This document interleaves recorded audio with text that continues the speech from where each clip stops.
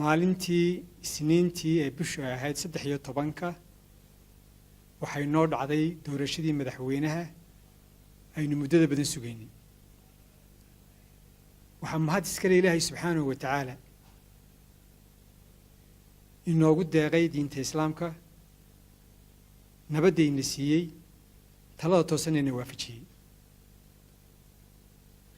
waxaan halkan bogaadinayaa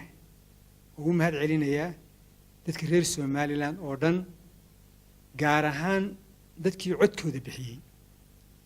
sidii wanaagsanayd ay u soo baxeen nidaamka u ilaaliyeen nabadda u ilaaliyeen u samreen ee codkooda u dhiibteen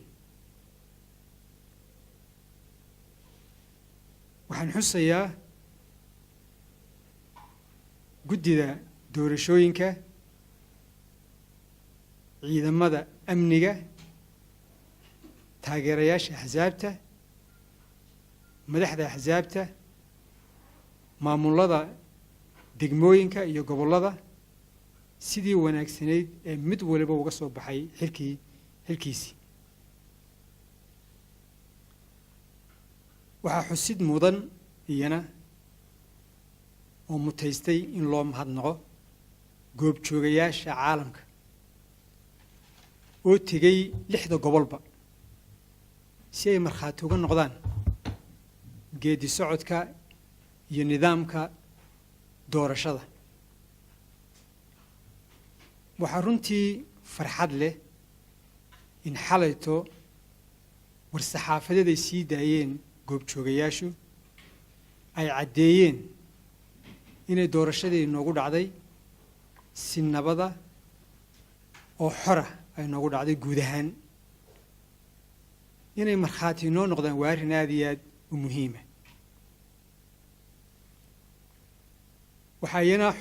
mudan in la xuso oo loo mahadnaqo dowladihii iyo hay-adihii gacantii naga siiyey doorashadan iyo kuwii horeba doorashadani habkay noogu dhacday waxay wax badan ka beddelaysaa halka caalamku uu ka taagnaa arrinkeenna iyo xidhiirhkeenna waxay muujisay bisaylka dimuqraadiyadda Somaliland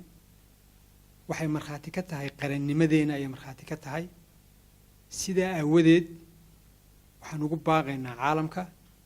inay tixgeliyaan rabitaanka horumarka